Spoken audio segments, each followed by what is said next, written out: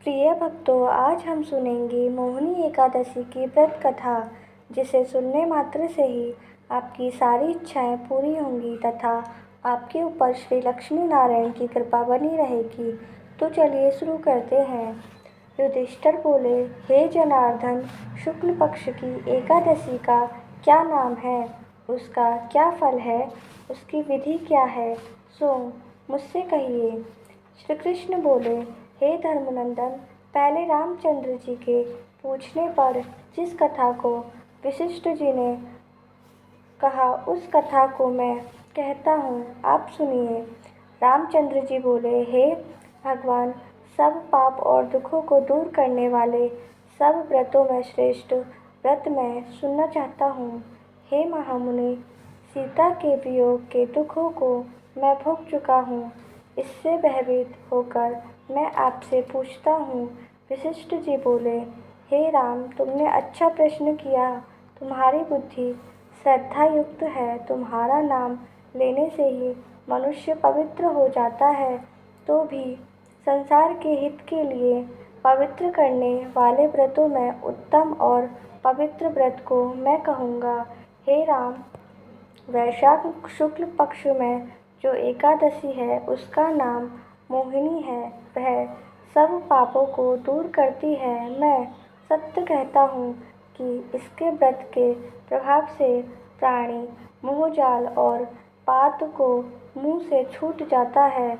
हे राम, इस कारण यह आप सीखे मनुष्य के करने योग्य है।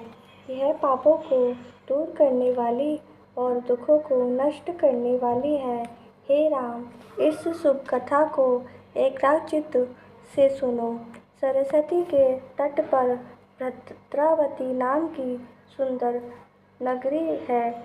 वहाँ ध्रुतामान नाम का राजा राज्य करता था। वह धैर्यवान सत्यवादी राजा चंद्रवंश में पैदा हुआ था। वह कर्म में पवित्र रखने वाला धनपाल के नाम से प्रसिद्ध था। पाऊ यज्ञशाला, तालाब, बगीचा आदि को बनवाता था। शांत स्वरूप और भगवान के भक्त उस वैश्य के समान धृतिमान, मेधावती, सुकृत, दुष्ट बुद्धि बड़ा पापी था। वैश्याओं से रमण तथा दुष्टों से वार्तालाप में शुक्ल था। जुआ आदि का उसको व्यसन था। पराई स्त्रियों से गमन करता था। देवता इत्यादि वृद्ध पितृ और ब्राह्मणों आदि का पूजन नहीं करता था। वह अन्यायी और दुष्ट था। पिता के धन को नष्ट करता था। अक्षर वस्तुओं को खाता था।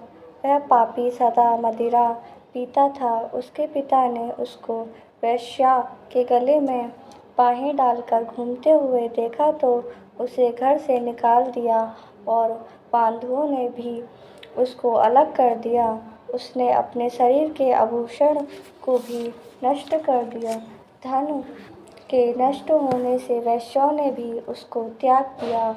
वस्त्रहीन और भूख से व्याकुल होकर वह चिंता करने लगा कि मैं क्या करूं और कहाँ जाऊं और किस उपाय से प्राण बचे। फिर उस नगरी में वह चोरी करने लगा। राजा के सिपाही उसको पकड़ लेते थे, किंतु पिता के भय से छोड़ देते थे। वह कई बार पकड़ा गया और छोड़ दिया गया। फिर वह दुराचारी, दुष्ट बुद्धि, मजबूत बेड़ियों से बंधा गया। कोड़ों से मार लगाकर उसको कई बार पीड़ित किया और उसे कहा कि हे मंदबुद्धे, तू मेरे देश में मत रह। ऐसा कहकर राजा ने उसे उसकी बेड़ी कटवा दी। वह राजा के डर से निर्जन वन में चला गया। वह वहाँ भूखा प्यास से पीड़ित होकर इधर उधर घूमने लगा। फिर सिंह की तरह मृग, सूगर और चिंटों को मारने लगा। हाथ में धनुष बाण और पीठ में तरकल्स बांधकर मांसाहार करता हुआ वन में रहने लगा। वन में विचरने वाले पक्षी पशुओं, चकोर, मोर, हंस, कंक, तीतर और मूषकों को मारने लगा। इसके अतिरिक्त और जीवों को भी मारने लगा। इंद्रिय दुष्ट बुद्धि पूर्व जन्म के पापों से पाप रूपी कीचड़ में फंस गया। दुख शोक से युक्त होकर वह दिन रात चिंता करता था। कुछ पुण्य के उदय होने से वह क्रोधन्य ऋषि के आश्रम में गया। वैशाख के महीने में गंगा जी स्नान किए हुए तपस्वी क्रोधन्य मुनि के पास शोक से पीड़ित दृष्ट बुद्धि गया। उसने वस्त्र से गिरी हुई जल की बूंद के स्पर्श से उसके पाप दूर हो गए। दृष्ट बुद्धि प्रणाम करके बोला, हे ब्राह्मण, ऐसा प्रायश्चित बताओ जिससे बिना यत्न किए जन्म भर के पापों का नाश हो जाए। धन मेरे पास नहीं है। ऋषि बोले कि जिसके करने से तेरा पाप दूर हो उस उपाय को तू सावधान चित्त से सुन। वैशाख शुक्ल पक्ष में जो मोहिनी नाम की एकादशी का व्रत करेगा उस मनुष्य के सुमेरु के समान पापों को नष्ट कर देती है। इसका उपवास करने से अनेक जन्मों के पाप दूर हो जाते हैं। मुनि के वचन सुनकर दृष्ट बुद्धि मन में प्रसन्न हुआ और उसने विधि पूर्वक व्रत को किया।